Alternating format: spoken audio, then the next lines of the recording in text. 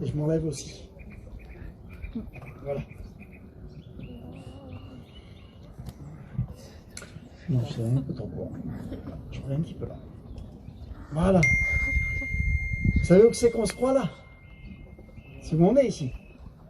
Hein? On est, vous avez vu, quand on est en Israël là-bas. Amen. Hein? C'est pas où c'est qu'il a été tenté ou qu'il a voulu être rejeté, non, chef?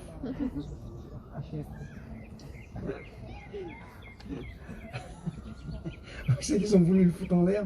Non. Non, l'année dernière, quand on était en Israël, il y a un endroit, je ne sais plus comment ça s'appelle, et ça fait exactement comme ça là. Et en bas, il y a la vallée d'Armageddon. Et on fait la réunion là-bas, exactement pareil. Il n'y en a pas qui sont venus l'année dernière avec nous ici, non? Non?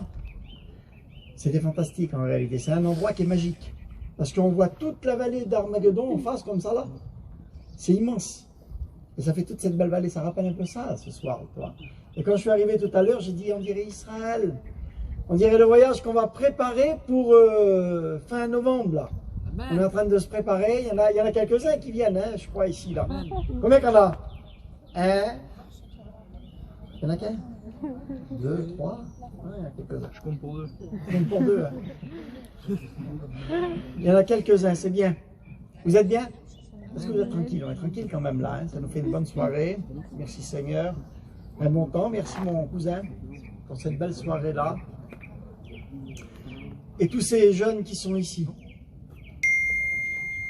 Tous ces beaux petits oiseaux qu'il y a. Toute cette belle soirée convaincue hors de tout doute qu'il va se passer de bonnes choses pour chacun d'entre nous. C'est à nous à vouloir le prendre, à vouloir le saisir. Ça dure, je ne sais pas ce qui va se passer. Une chose est sûre, c'est que lui, le Saint-Esprit, il est là. C'est à nous, après, à vouloir le prendre, le saisir, d'en profiter. Vouloir l'accepter, vouloir faire une expérience, vouloir essayer, apprendre à le découvrir, vouloir essayer qu'il se passe quelque chose. Alors, regardez-moi les filles au fond. Regardez-moi. Là, ce soir, c'est votre soirée à vous. Ça va durer encore pas longtemps, un petit peu. Mais une chose est sûre, c'est que Dieu prépare des soirées comme ça, des moments. C'est une bonne idée, Rouge, tu as raison. Tout ce que tu peux prendre, prends-le. Et puis merci Seigneur à tous mes copains qui sont ici et tous les jeunes que vous avez répondu, franchement. Vous n'avez pas peur de perdre une soirée, quoi. Hein? C'est quelque chose de merveilleux, ce que vous faites là. Et puis tout ce qu'il y a là, ben, j'en suis convaincu qu'il va se passer des petites choses pour chacun. Différents âges, différents caractères, différentes personnalités, différents moments, différentes choses. Il y a plein de belles choses. Ça vous embête ou pas si je demanderais encore un petit cantique de plus ou pas? Ça vous embête? Amen. Oui, hein. Vous en avoir un de plus quand même. On fera les pattes. Non. Non, faut un de plus suisse. Il m'en manque un. Et je vais appeler le frère du Pablo, moi. On a tout prévu sauf l'imprévu. Eh bien, tu sais bien que je ne connais pas le nom, je ne connais pas le nom de ma mère. Quand je connais ton nom. Bien. Bien, mon copain. Parce qu'il va se passer de bonnes choses. Tu l'avais oublié, Rouge, tu l'avais abandonné. Il est toujours là, tu sais pas alors. Eh bien. Elle est un petit peu bas ou elle qui appelle là? Là-bas, ça ne pas bien. Alors, on parlait avec le Charles, il dit je ne connais pas de cantique. Non. Tu connais pas le cantique? Elle dit un petit mot alors si tu ne connais pas le cantique, c'est pas grave. Qu'est-ce que je pourrais vous dire? À part que le Seigneur est bon. Et moi aussi j'étais comme vous, hein. J'ai été jeune. J'ai grandi dans une famille chrétienne. Quand mon père est parti aux études, je crois que j'avais 5 ans, Pablo. Hein. À peine 5 ans. Hein. Donc j'ai grandi dans une famille chrétienne.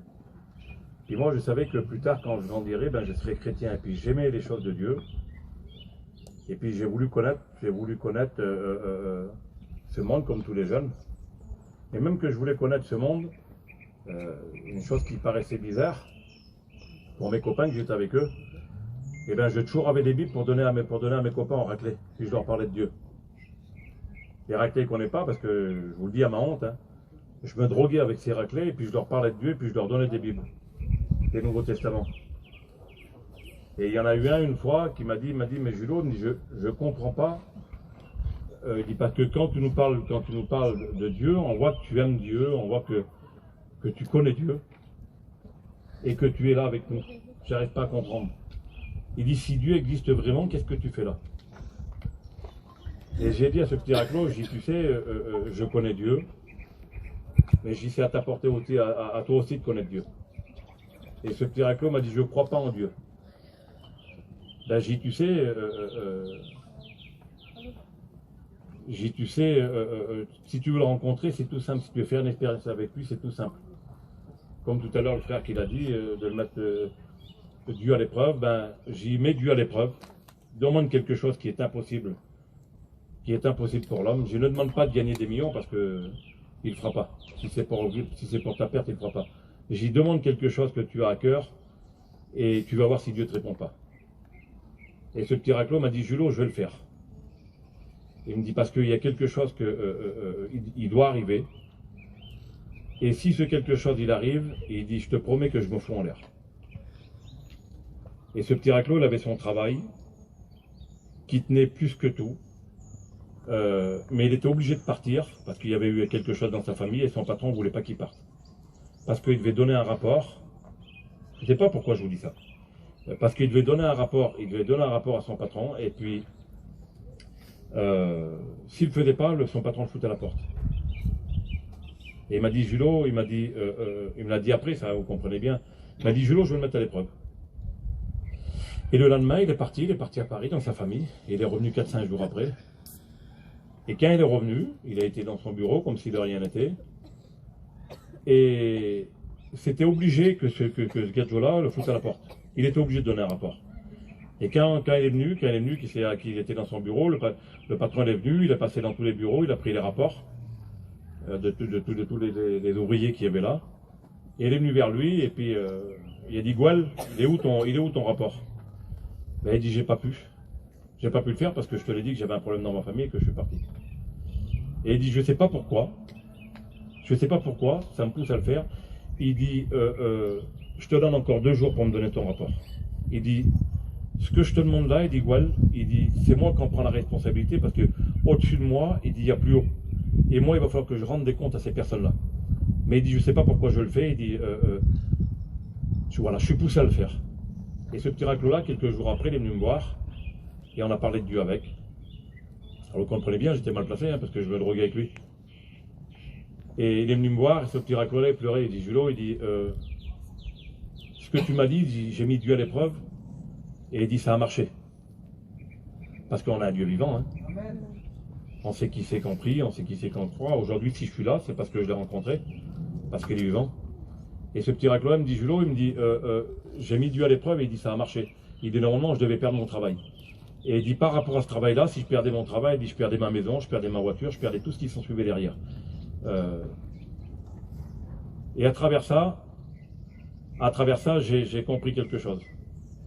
Parce que pas longtemps après, je me suis tourné vers Dieu. J'ai compris que ce que moi je prêchais, que je portais la parole aux petits raclés, que je leur donnais des Nouveaux Testaments, que je leur parlais de Dieu, que je disais que Dieu était vivant.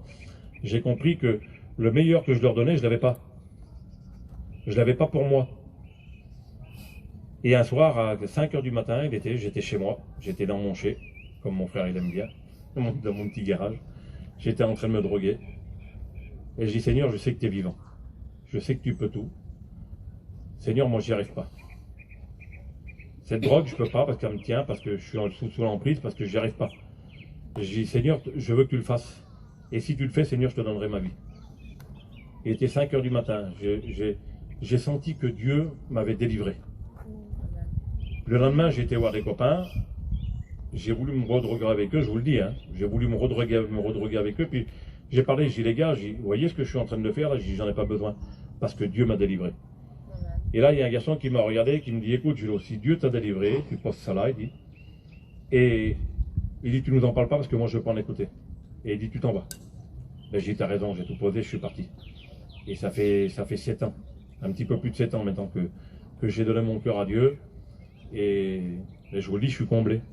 Parce que ce soir, il y a mes 2 fils qui sont là. Et je suis heureux. Que Dieu vous bénisse. Amen. Gloire à Dieu. Merci Seigneur. Gloire à Dieu. Voilà. Avant qu'on va un tout petit peu plus loin, on va prier le Seigneur et je vais vous raconter une histoire. Vous aimez les histoires? Hein? Comme le Père Castor? Je vais vous en conter une. D'accord? Alors on va prier tous ensemble et j'aimerais que vous puissiez fermer les yeux, s'il vous plaît. Allez tous, un plus grand nombre. J'aimerais que les filles et les garçons le fassent quelques instants, s'il vous plaît. Je ne vous demande pas l'impossible. Je vous demanderai juste, allez, s'il vous plaît, faites un petit effort. Allez, je vous vois tous d'en haut là. Un petit effort, juste, allez, vous fermez les yeux, s'il vous plaît. Allez, un plus grand nombre. Je vous vois quand même, allez, quelques-uns. Allez, il n'en reste pas beaucoup en haut, un petit peu. Et je vous demandais de prier juste quelques instants, s'il vous plaît. Juste quelques instants, et après je vous laisse tranquille. Et j'aimerais que vous puissiez faire une petite prière pour vous-même. Une petite prière intime. Que vous allez demander quelque chose à Dieu, personnellement, sans que personne le sache. Vous n'allez pas le faire à haute voix. Vous allez prier sans que personne n'entende. Sans que personne... Allez les filles au fond, en haut. Faites-le aussi, quelques instants s'il vous plaît. Allez vos téléphones, laissez-moi ça tranquille. Quelques secondes. Et puis j'aimerais que vous puissiez fermer les yeux quelques secondes, pas longtemps. Et j'aimerais que vous puissiez faire une prière secrète. Il y a des prières qu'on n'a pas besoin d'entendre. Et c'est une soirée un petit peu comme ça. Vous allez simplement fermer les yeux et lui dire quelque chose à Dieu que vous avez besoin dans votre vie. Un petit secret. Et moi, je vais prier pour vous. Vous lui demandez ce que vous avez besoin uniquement. Ce que vous avez besoin dans votre vie. Regardez, il n'y a personne en plus qui regarde. Vous fermez tous les yeux et vous lui demandez quelque chose à Dieu. Quelque chose d'intime. Quelque chose que vous avez besoin dans votre vie, pas des choses inutiles. Et des choses qui vous manquent. Comme la paix. Comme la joie. Comme quelque chose que vous avez besoin dans votre vie. Quelque chose qui est utile. Quelque chose que personne ne peut vous donner. Aucun réseau social, ni parents, ni fiancés, ni amis, ni famille. Personne ne peut vous le donner, ça. Je ne parle pas du baptême, moi je te parle juste 2 secondes, 10 secondes. Lui demander dans le secret. Fermez les yeux juste quelques instants. Les filles en haut, quelques secondes, s'il vous plaît, c'est juste le respect, ça. Quelques secondes. Si vous ne voulez pas, vous marchez dans le parc il fait 30 000 mètres carrés, là. Vous vous levez et puis vous partez si vous voulez, c'est pas grave. Si vous ne voulez pas jouer quelques instants, vous vous levez et puis vous s'en allez. C'est très simple. Ça ne me dérange pas. Vous fermez juste les yeux quelques secondes. C'est pas grand chose ce que je vous demande. Mais c'est juste un petit peu de respect juste pour lui. C'est vrai les filles, vous voulez partir, vous partez, vous montez en haut du machin là. Fermez juste les yeux quelques secondes. Et vous allez faire quelque chose parce que là maintenant, c'est que Dieu est en train de se déplacer de son ciel de gloire. Il est en train de descendre.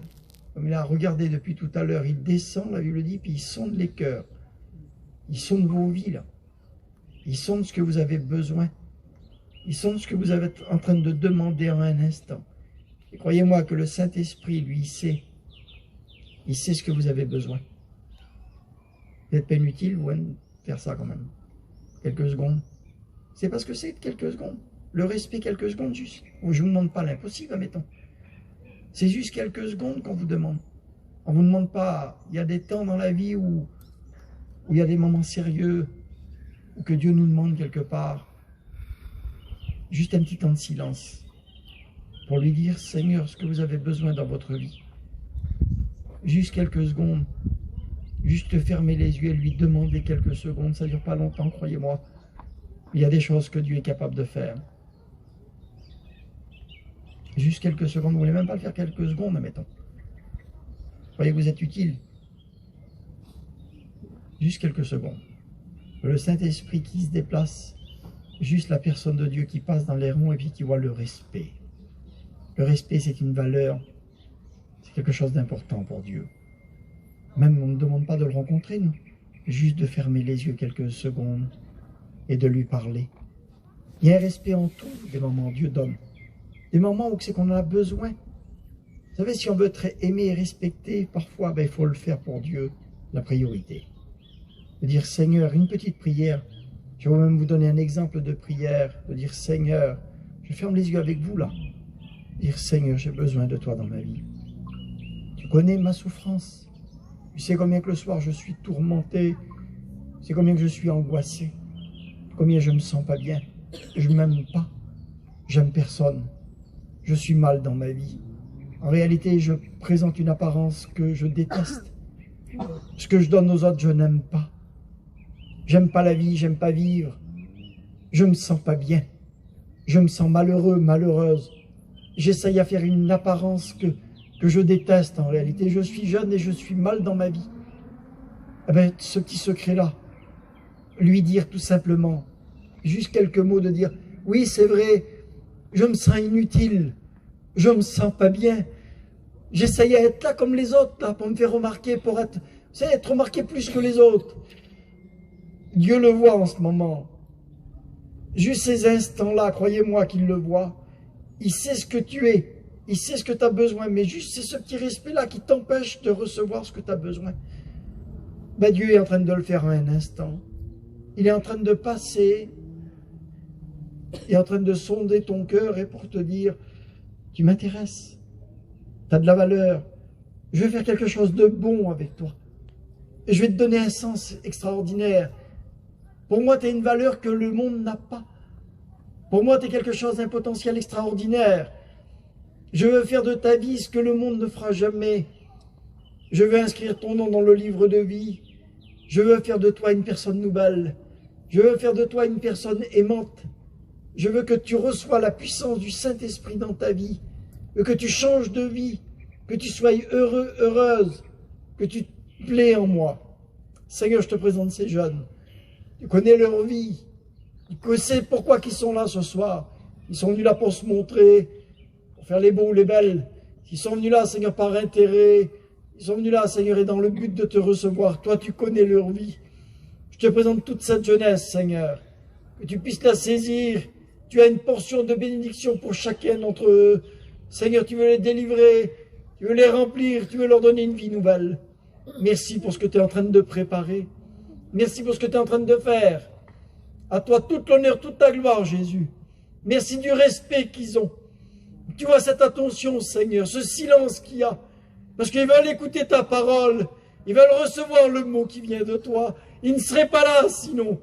Mais Seigneur, c'est qu'ils ont un intérêt à venir vers toi. C'est pour te découvrir, c'est pour apprendre à te connaître. Merci pour ce que tu vas faire. Merci pour ton onction. Merci pour ton esprit, Seigneur. Merci pour ce que tu donnes en cet instant. Pour la valeur de ce moment, Sauveur. C'est toi qui connais l'âme qui a besoin. À toi toute l'honneur, Fils de Dieu. Merci du respect que vous avez. Merci pour le Saint-Esprit qui est au milieu de nous. Croyez-moi que la puissance de Dieu va se manifester. Et si vous pouvez rester pendant que je vais vous conter cette histoire, restez dans cette attitude-là, dans ce moment-là intime, dans ce moment-là qui vous intéresse. Je vais vous parler d'un personnage qui est un petit peu particulier, qui a marqué son temps. Un homme exceptionnel, d'une valeur pas comme les autres. Un jeune garçon que beaucoup d'ici auraient aimé lui ressembler, en commençant par moi. On aurait aimé être ce personnage-là. Vous avez vu, il y a des personnages qui marquent leur temps, comme les grands chanteurs, comme, je ne sais pas, je vous en dirai un de notre époque, John Travolta, ou un petit peu plus vieux, les Bee Gees, ou pour les autres un petit peu moins vieux, le rappeur, comment il s'appelait, Michael Jackson, pas un rappeur, pardon, je confonds, un danseur plutôt. Il était de notre époque à nous, hein, je suis désolé, hein, bien avant vous.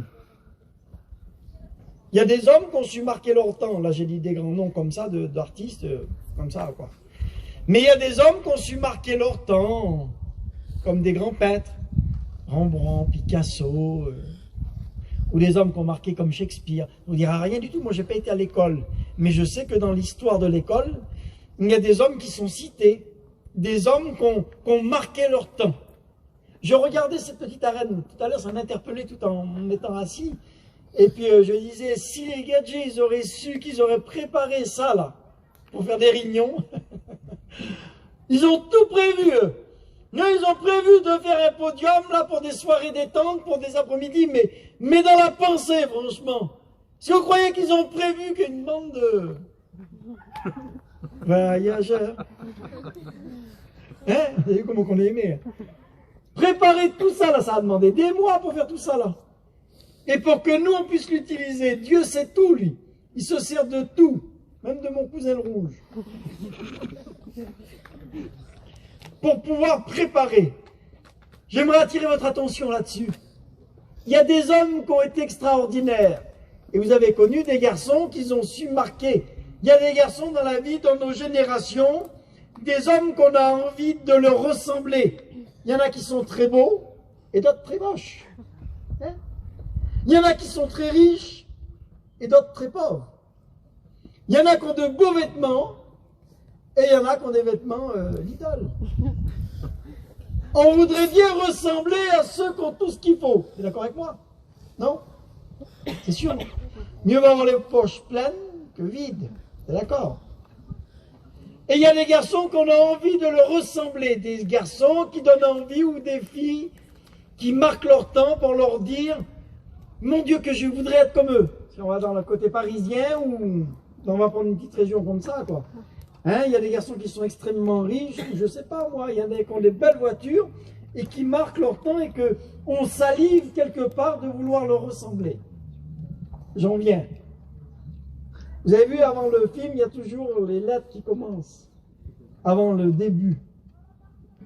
Et là, je vais vous présenter une petite histoire comme ça. Je ne sais pas comment jusqu'à où ça va aller, mais je vais vous en présenter une petite portion toujours, d'un personnage qui a marqué son temps dans l'Ancien Testament. Un garçon que il a commencé, d'ailleurs je vais commencer avec ça.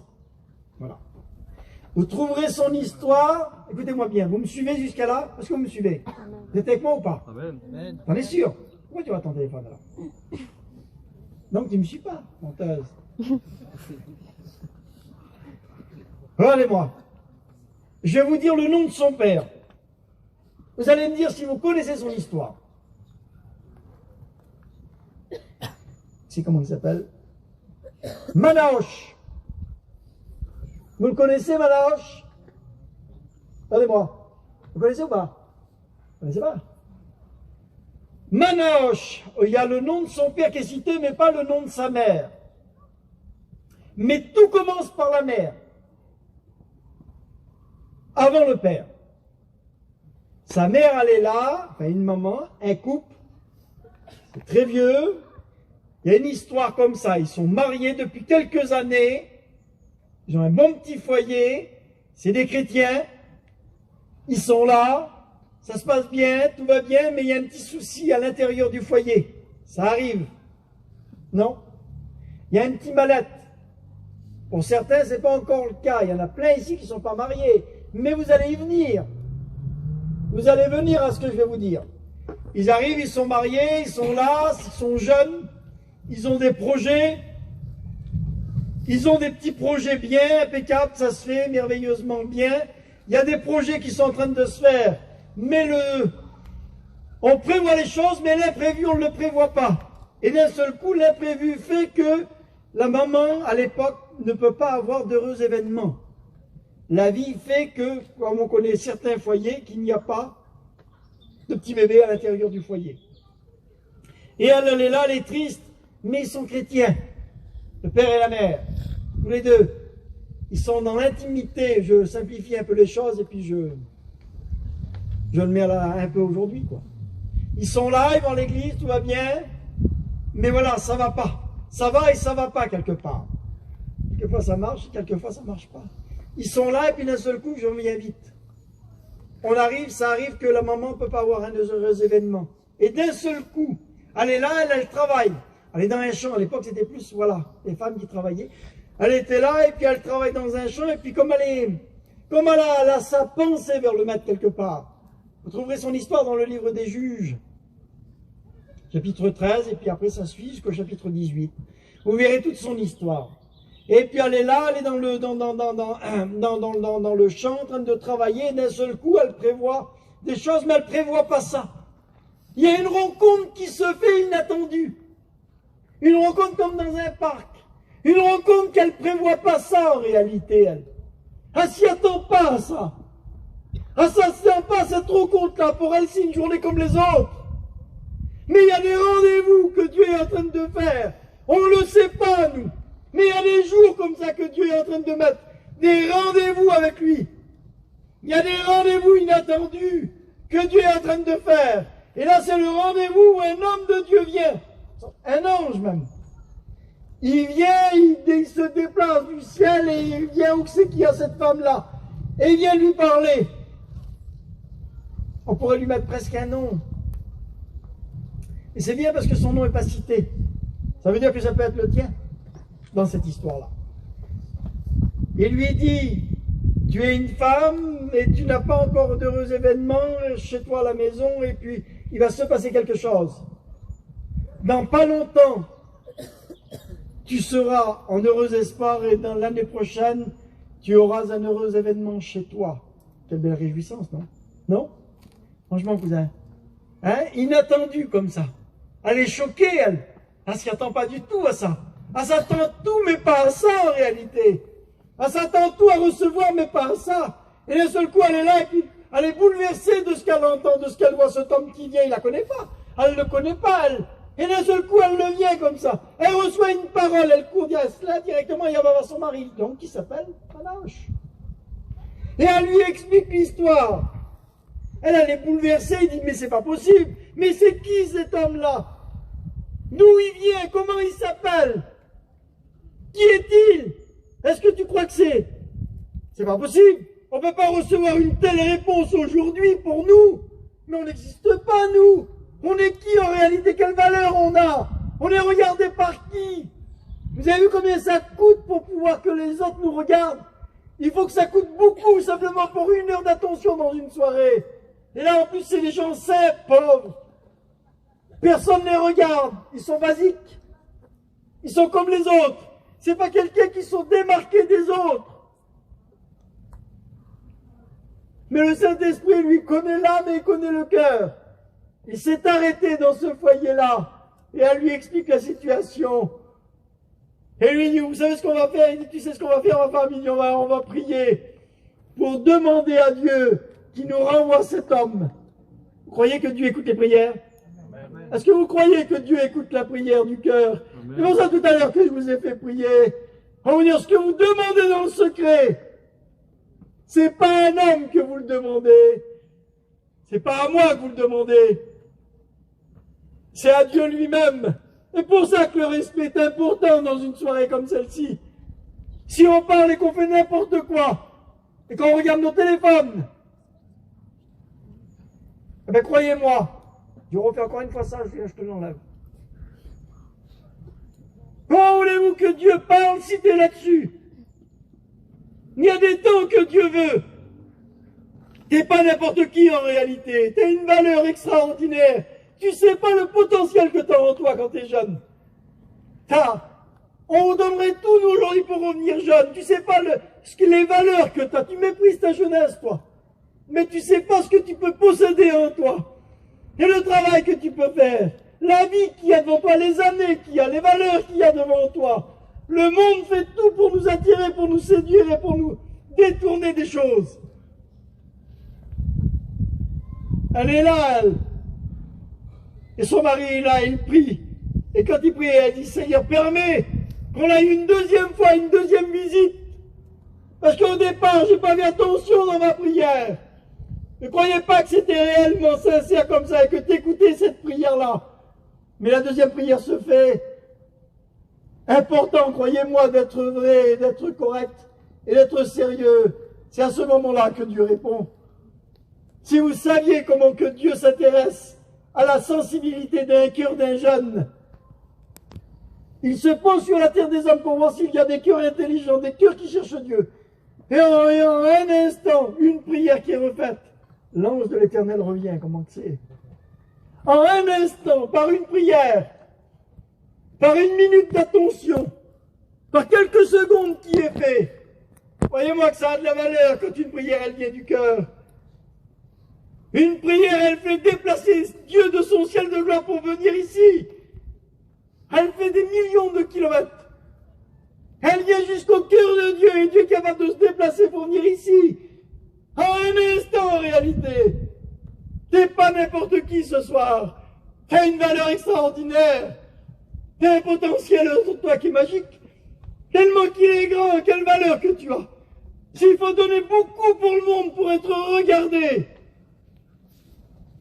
Ça dure qu'un temps en plus. Mais pour Dieu, une prière faite dans le secret, il est capable d'ouvrir les écluses des cieux pour ta vie et t'inonder, remplir ta vie, que tu peux déborder de joie en réalité. Tu peux être... Vous avez vu comme ce qui passait là? Mets des paillettes dans ma vie. La puissance du Saint-Esprit est capable de rentrer dans ton cœur et illuminer en réalité les yeux de ton cœur pour que tu sois heureux et heureuse. Pour que la puissance du Saint-Esprit rentre dans ta vie en réalité. La prière de Manaoche, de son père, il l'entend. Une prière qui est faite. Ta petite prière que tu crois qu'il n'y a pas trop d'importance. Ta prière qui te paraît inutile, que tu dis Dieu ne l'entend pas. Détrompe-toi, c'est l'ennemi de nos âmes qui nous fait croire des choses qui n'existent pas. Le diable te fait croire que tu n'as pas de valeur pour Dieu, que tu es inutile, que ta prière, elle ne vaut rien, qu'elle ne dépassera pas le plafond, là, qu'elle ne dépassera pas le mur, là. Pour toi, tu te dis, mais Dieu n'a pas écouté ma prière. Ça sert à rien, ma demande. Je suis trop vilain, j'ai trop de mauvaises pensées, je regarde trop de vilaines choses, je dis trop de vilaines blagues. Je fais trop des choses mauvaises. Tout ce que je peux faire, tous les vilains secrets, là, tout ce qui est honteux, comment veux-tu que Dieu entende ma prière? Franchement, hein?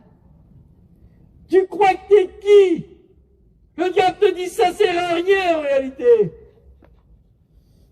Et elle lui dit le contraire, que Dieu se penche sur ton cœur et qu'il écoute ta prière. Il est capable de répondre à la prière secrète que tu as fait en un instant. Vous savez ce qu'on va faire avant que je continue un tout petit peu plus? Vous la voulez cette histoire? Est-ce que vous voulez que je vous la raconte un petit peu encore? Vous la voulez ou pas? Vous en êtes sûr? Alors on va faire quelque chose. J'aimerais qu'on puisse refermer les yeux quelques instants, pas longtemps. Croyez-moi, pas longtemps. Je ne vais pas vous demander une demi-heure, ni 10 minutes. J'aimerais que vous puissiez refermer les yeux, s'il vous plaît, les filles en haut. Quelques secondes, s'il vous plaît. Vous allez faire quelque chose d'important maintenant. J'aimerais qu'on le fasse tous ensemble. Arrêtez avec vos téléphones. Quelques secondes, s'il vous plaît. Fermez les yeux juste quelques instants. Quelques secondes. Et vous allez commencer à faire une prière secrète, encore une fois. Et là, croyez-moi que Dieu va répondre et je vais vous donner la réponse après. Demandez-lui quelque chose encore dans le secret. Quelque chose que personne ne peut entendre. Quelque chose que personne ne connaît. Et ta prière, maintenant, elle va changer. Parce que tu ne t'avais pas rendu compte tout à l'heure que Dieu était dans ce lieu et qu'il entend ta prière. Comme ce cantique dit, Dieu écoute ma prière. Alors Dieu écoute ta prière maintenant.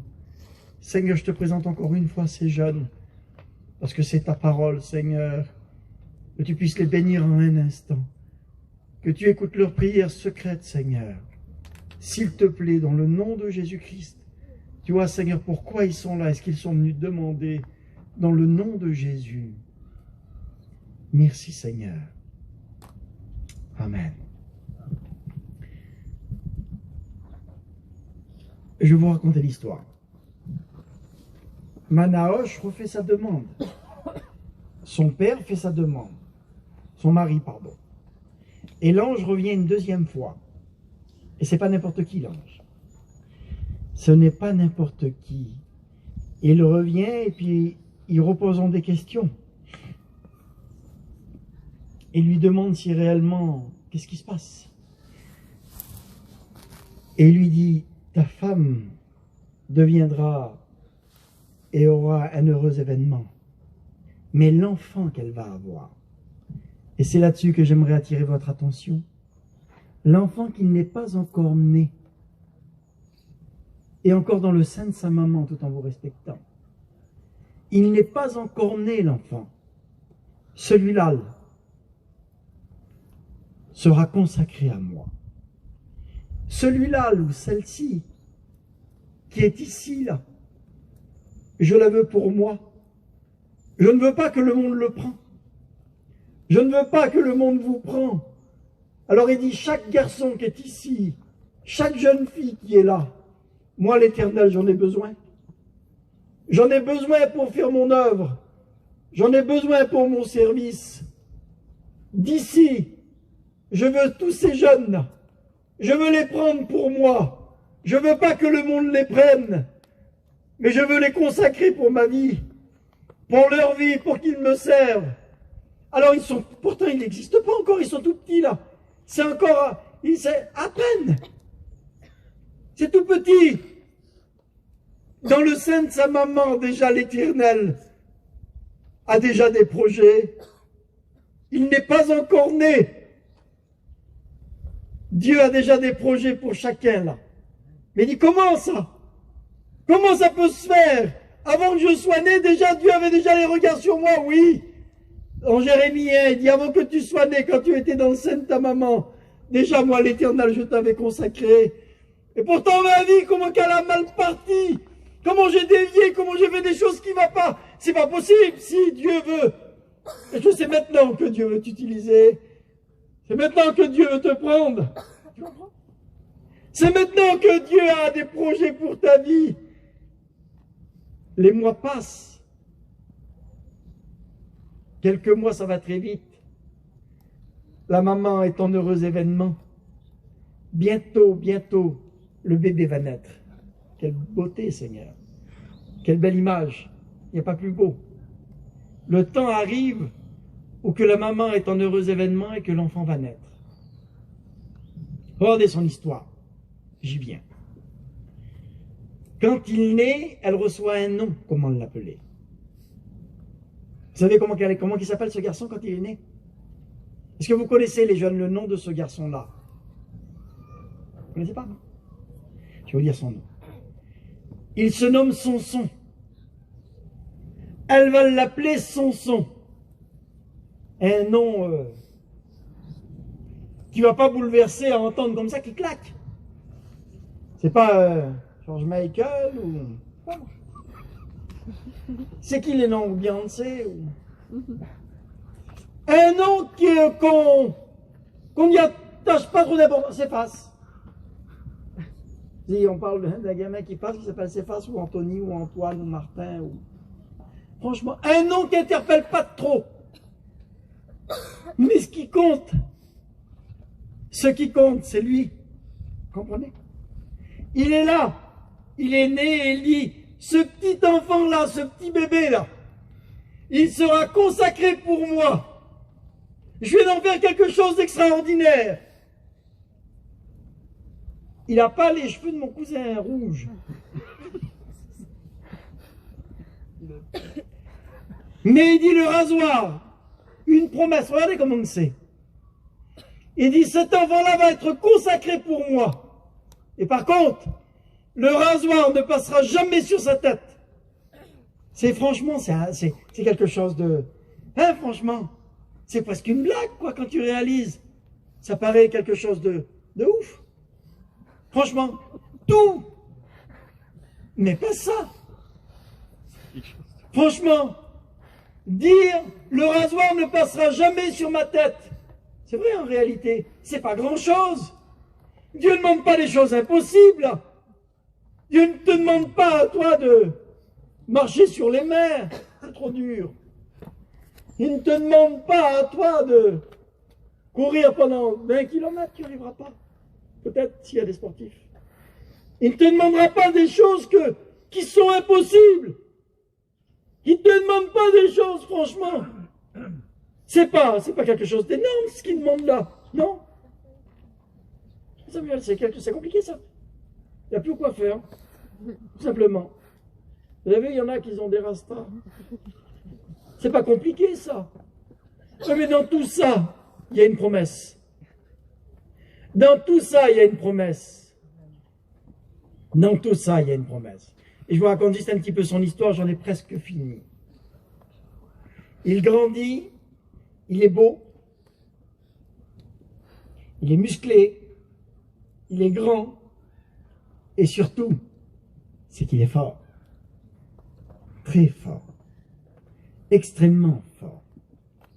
Une force que toute nature, tout être humain dépasse tous nos sens.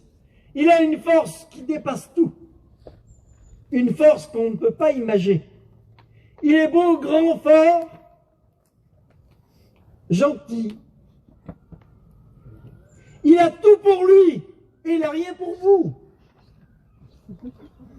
Mais il a tout pour lui. Et franchement, lui, on a envie de quoi? De lui ressembler, non? Non? On a envie d'être comme lui. Et il grandit, il a des copains, des copines. Il est de la même nature que toi. Et il grandit avec ses petits copains, ses cousins, c'est des familles, les amis. Ils vivaient tous ensemble, comme les voyageurs en plus. La même vie que les voyageurs. Ils vivaient tous ensemble. Et quand il a eu 12, 13, 14 ans, l'âge ado, là, de Biactol, là, ah ben il était avec ses copains. Et puis, systématiquement, il devait, au départ, au bras de fer, pour rigoler avec les copains, non? Comme un et un font deux. Et puis après, il avait du poids. Et après, ils ont vu qu'il était très fort.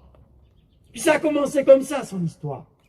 Commencer à regarder qu'il n'était pas comme les autres. Il avait quelque chose que les autres n'avaient pas. Il avait quelque chose qui donnait envie de lui ressembler. Quelque chose qui est attirant quelque part. Quelque chose qu'on voudrait avoir. Parce qu'il y a quelque chose qui domine.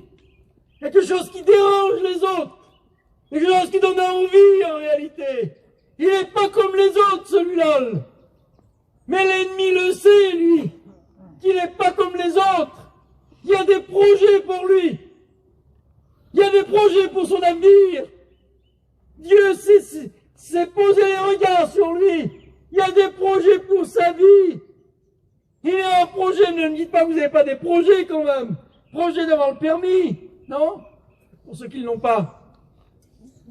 Quand tu l'as, mais qu'est-ce que tu veux derrière? Ça suit, non? Il a les projets d'avoir son auto, c'est légitime. Il a les projets de quoi? Eh bien de chercher quoi? En anglais on dit girlfriend. Si je vous le dis, ça vous n'avez pas compris. Non? Il en cherche une. Il s'en cherche une. Oh, ça me plaît, ça, girlfriend. Oh my God. Il se la cherche. Comprends-le bien. Je suis désolé, mais d'un seul coup de bras, mon copain. Il s'en ramasse bien s'il veut. Il est fort, musclé, fort, beau, gentil et puissant. Quelle fille ne le veut pas, franchement? Hein? Avec le bras sur le côté qui penche dans l'auto. Franchement. Il fume pas, il boit pas. Franchement. Tout le monde le veut, non? Il est attirant. Mais il a été consacré. Il a été consacré. Et il a des conseils dès son plus jeune âge. Il n'a pas été élevé n'importe où. Il n'a pas été élevé n'importe comment. Il n'a pas été élevé, va, fais ce que tu veux de ta vie, non. Il a été élevé comme il doit être élevé dans un foyer où ce que la Bible elle dit, où c'est qu'il y a une vie intime, où c'est qu'il y a une vie de secret, où c'est qu'il y a des parents qui prient pour lui, où c'est qu'il entend la parole. Il n'est pas élevé n'importe où en réalité.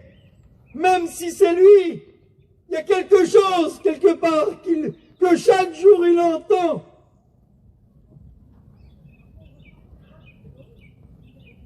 Un jeune, comment qu'il dit, instruit, comment qu'il dit le texte? Instruit l'enfant dès sa jeunesse et plus tard. Mais instruis-le. Convaincu ici, là. Il y a 90% de jeunes qui ont été instruits ou qui ont eu la connaissance de leur plus jeune âge, non? C'est vrai ou pas, les jeunes? Faites-moi un petit signe, c'est vrai ou pas? 80%, non? Qui ont été instruits. S'il en reste un petit peu, pas beaucoup. Il en cherche une. Comprenez bien, c'est pas n'importe qui. Tout le monde le voudrait avoir pour gendre. Il est beau le beau-père, là. Une seconde, il dit un mot. Il est étranglé par le gendre. Toutes les filles le veulent. Tous les beaux-pères le veulent. Trop fort. Et il en cherche une. Et écoutez bien les filles de ce que je vais vous dire là. Tant pis si ça va vous déranger. Tant pis de ce que je vais vous dire là. Je sais que ça va déranger, vous n'écouterez pas le conseil là. Je vous donne l'aller, le retour. Vous n'allez pas écouter tout le conseil entièrement, c'est sûr et certain. Mais je vous le dis quand même. Il va en ville. Il va pas n'importe où. Il va en ville. Et quand il va en ville, il change de... Il sort de son rang. Il sort de sa patrie. Il sort de son contexte de vie. Il sort de son intimité, là. Et il va en ville, il va chercher ailleurs, parce qu'il est attiré. Chacun est attiré, amorcé par quoi? Parce qu'on l'aime en nous. Alors il est attiré, il y a quelque chose qui l'attire autrement de ce qui a été enseigné dès son plus jeune âge. Ça l'attire quelque part. Il y a des choses qui l'attirent, qui lui donnent envie de découvrir. Il est attiré. Vous avez vu quand le texte quand il dit, quand je vais faire le bien, le mal s'attache à moi. Et puis il est attiré parce qu'il nous attire, pardi. Non? Il est attiré quelque part, et quand il est attiré, on y arrive. Et il en cherche une, et vous avez bien compris, à la force de chercher, ben, tu trouves. Celui qui cherche trouve, et il en trouve une. Il en trouve une. Il en trouve une comme il aime. Il revient, puis il revient vers ses parents, parce qu'à l'époque c'était comme ça. Il dit au père, il dit, tata, maman, j'en ai trouvé une. Elle me plaît. C'est qui, mon fils? Où il me plaît? C'est là-bas. C'est là-bas, mais tu sais comment c'est là-bas. Là-bas, ça ne correspond pas à ta vie. Ça ne correspond pas à ta façon de vivre. Ça ne correspond pas à ce que tu as eu. Oui, mais plus tard, il peut se convertir plus tard. Des fois, je peux témoigner une bénédiction. Ah tiens, tu parles en langue directement, là, regarde.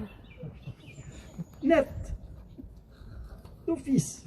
Et toi, tu deviens la sainte. Je jeûne pour lui. Non? Parce que quelque part, ça m'attire. Je ouvre une petite parenthèse que voilà, c'est comme ça. Je sais que vous n'écouterez pas ça, pas tout. Aussi bien des deux côtés de toute façon. C'est comme un essuie-glace. C'est pour à droite et à gauche. Il n'y a pas de parti pris dans ce que je vous dis là. Quelque part, et puis en plus c'est pas mon habitude, et puis en plus, voilà. Il y a des choses comme ça, mais quelque part, juste pour vous faire un rappel de ne pas aller n'importe où, de ne pas être attaché n'importe où. Et il est prévenu, son son.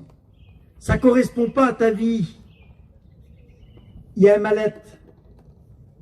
Tu ne dois pas te mettre sous un joug étranger. Tu paieras le prix de demain. Il n'y a pas quelque chose que tu ne sais pas. La vie est comme un boomerang. Ça nous revient toujours en pleine face. Dieu prévient toujours dans les plus petits détails. Une chose est sûre, c'est qu'il prévient. Un Jean dit, Dieu est amour. Et son amour, elle est immense. Il n'est pas là pour nous faire du mal. On continue un petit peu plus loin? Allez, je vous dis un petit peu la suite ou pas? Est-ce que vous voulez savoir la suite? Ça va bientôt se terminer. Ça arrive, il passe, il se marie quand même. Il ne veut rien entendre. Et le voilà dans la panade. Il fréquente, tout va bien, jusqu'au fréquentage. Jusqu'au fréquentage, tout est beau. C'est la plus belle, c'est le plus beau. Mais quand le jour arrive, le jour fatidique, le jour de la vie, il arrive, etc. Et puis ça se fait. Je ne veux pas aller trop loin dans ça, mais quand ça se fait, la fête qui devait se tourner en réjouissance se tourne en tsunami quelque part, en catastrophe. Il perd sa femme, il perd ses amis, Et quelque part, il perd beaucoup de choses en lui. Dieu l'avait déjà prévenu. Faites attention de ne pas se mettre sous un joug étranger. La vie, elle continue, il perd sa compagne qui devait se marier avec, du coup il ne se marie pas avec, elle donnait un autre. Vous lirez son histoire. Et puis la catastrophe arrive. Et il se retrouve dans une catastrophe compliquée. Et il retourne dans sa maison avec une grande colère. Une colère qui dépasse tout. Il est en colère, il se venge de tout ce qu'il fait. Il est très fort. Vous avez vu, il arrache les portes de la ville, il prend les 2 portes de la ville, 4 tonnes 5, je crois. Un truc comme ça, un truc de ouf. Il les prend et il va les monter sur une montagne. Pas seulement qu'il les arrache, mais il va les monter en haut d'une montagne. Il dépasse tout. Il est fort, il est puissant. Il est très fort. Il est en rage. Il se venge. Il attrape, vous avez vu, 300 renards. Attraper un renard déjà, mais 300. Un truc de fou. Il en attrape 300, il fait des choses terribles, il les attache ensemble, il leur met des torches et il brûle tous les récoltes de ses ennemis quelque part. Je vous raconte juste un petit peu son histoire comme ça. Il est très en colère et tout le monde est contre lui et tout le peuple se met en colère contre lui. Le peuple de sa femme qui devait se marier qui était contre lui. J'en viens presque à la fin. Et là, il est désemparé de colère. Et d'un seul coup, il s'en va. La colère, il passe. Parce que ça passe au bout d'un petit moment, la colère quand même. Elle passe et il s'en va. J'en viens presque à la fin. Et quand il s'en va, il va dans une petite vallée. Ça s'appelle la vallée de Sorek. Ça vous dira rien à vous. Mais la vallée de Sorek, c'est les palmiers, c'est la plage. C'est tout ce qui nous attire. Il n'avait pas compris une fois, il en remet une deuxième couche. Il n'avait pas compris. Il a voulu continuer quand même. Ses parents, je vous simplifie les choses, il a été beaucoup prévenu, mais lui continue quand même. Parce qu'il croit qu'il est, avec la force qu'il a, il croit que personne ne peut le dompter. Et il va dans la vallée de Sorek. Et quand il rentre dans la vallée de Sorek, il rentre dans la ville. Et dans la vallée, il retrouve encore des choses il est toujours encore attiré. Combien de fois que le Saint-Esprit nous a prévenus, nous a mis en garde, et combien de fois on a fait le contraire de ce que Dieu nous a dit de faire. Franchement. Non?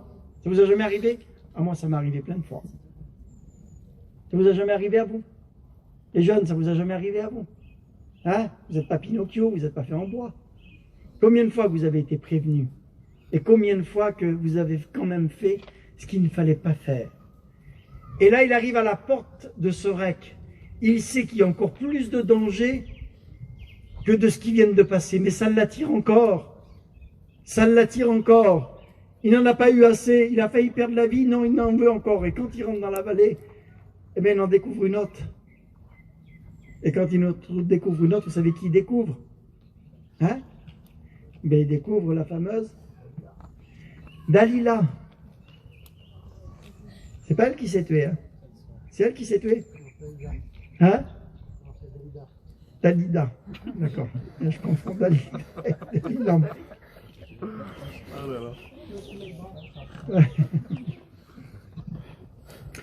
Il arrive dans cette vallée-là et puis il découvre Dalila. Dalila, elle n'est pas forte. Elle n'est pas forte, elle n'a pas plus de force que lui, non, sûrement pas. Mais elle a une arme redoutable. Elle a une arme que lui n'a pas. Lui, il est juste fort. Il est beau. Il a plein de qualités, mais il n'a pas cette arme qu'elle a là. Elle a la séduction, elle. Elle a quelque chose qui dépasse tout. Et quand il la voit, il croit qu'il va dominer, lui.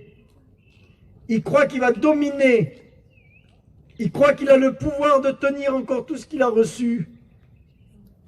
Et il rentre, et quand il rentre, il va chez elle. Et elle le tient. Tout doucement. Par des mots. pas par la force. Mais l'ennemi, lui, s'il vient là avec une grande fourche et des cornes, tout le monde va s'enfuir. Mais comment l'ennemi vient chez toi? Comment qu'il rentre dans ton petit camping? Comment qu'il rentre dans tes pensées? Comment qu'il rentre dans tes regards? Comment qu'il rentre dans ton comportement? Comment qu'il rentre dans ta vie? Comment que l'ennemi qui vient et qui te séduit, il te séduit par quoi? Par des réseaux? Incontestablement. Vous passez combien de temps là-dessus? Combien de temps qu'on est séduit et attiré par ça? Combien de temps? Je sais que vous ne pourrez pas l'enlever, personne ne les enlèvera de sur ces téléphones. Mais avec ça, ça nous attire. Ça nous attire sur des choses qu'on ne pensait même pas. Et tout doucement, jusqu'à temps qu'il y a quelque chose qui nous capte notre cerveau pour nous attirer et nous séduire là-dessus. Et quand on est pris, quand on est mordu là-dessus, quand il y a des choses qui nous attirent, ça y est là, il sait que l'ennemi là, il a su faire son travail, et tout doucement, ça rentre par une pensée, et tout doucement ça rentre là au départ, ça rentre dans nos yeux, dans notre langage, dans notre bouche, dans notre vie, dans notre cœur, ça rentre en nous, et ça prend toute la place à l'intérieur de nous, et sans s'en rendre compte en réalité. Ça rentre dans ta vie, les petites choses que tu as laissées rentrer là, qui te paraissaient inutiles. Comment faire pour s'en sortir aujourd'hui là? Tout doucement, tu t'en es pas rendu compte. Ça a rentré dans ta vie. T'étais pas comme ça avant. Tu vivais pas comme ça. Tu n'avais pas ce langage-là. Tu dormais avant. T'étais bien avant. T'étais gentil, t'es devenu aigri. T'es devenu méchante. Tu sais même pas pourquoi en réalité. C'est toi. C'est moi. C'est elle, c'est lui. Et chacun d'entre nous. Tout doucement, ce qu'a laissé rentrer chez toi, comment faire pour t'en sortir? Tu dis, c'est pas possible, j'ai 14 ans, 15 ans, 18 ans, 20 ans. Ce que j'ai laissé rentrer dans ma vie, là, j'arrive plus à m'en sortir. Et je voudrais bien le faire. Mais j'y arrive plus, il y a des... Comment on dit ça? Une araignée, comment qu'elle... Une toile. Une toile, elle s'est tissée. Et vous avez vu pour arrêter les balles, ce qu'ils prennent? C'est vrai, hein? On me l'a dit. C'est toi qui me l'as dit. Hein? Comment on dit ça? Les gilets pare-balles. C'est avec des toiles d'araignée qu'ils le font. Et ça arrête les balles les plus puissantes. Tout doucement. L'ennemi vient, il est comme une toile quelque part qui rentre à l'intérieur de toi. Et quand tu veux te réveiller, vous savez comment qu'elle l'a endormi, elle? Dalila, vous lirez son histoire, je crois que c'est 17, je crois, ou 18 chapitre, le juge. Elle l'a endormi sur ses genoux. Elle l'a endormi sur ses genoux, son Seigneur. Avec une mâchoire d'âme, d'âne. Et il tue 1000 hommes. Vous vous rendez compte? C'est pas avec une épée. Un homme comme ça se laisse séduire sur les genoux. Ça veut dire que l'ennemi, il nous séduit parce qu'il nous attire. Et quand on est endormi, pour se réveiller, il faut la puissance du Saint-Esprit. Et la puissance du Saint-Esprit, elle est au milieu de nous. Elle est capable de te délivrer. Je vais terminer là-dessus. Elle est capable d'agir dans ta vie. Tout ce qui t'a tenu jusqu'à aujourd'hui, Dieu est capable de te délivrer. Vous savez comment? Par le sang de Jésus-Christ. Jésus est capable de te délivrer. Il est capable de te donner la paix. On va prier le Seigneur, ça fait longtemps que je parle. Mais j'aimerais que vous puissiez maintenant, vous avez compris, dans ce que je vous ai dit tout à l'heure, la prière secrète.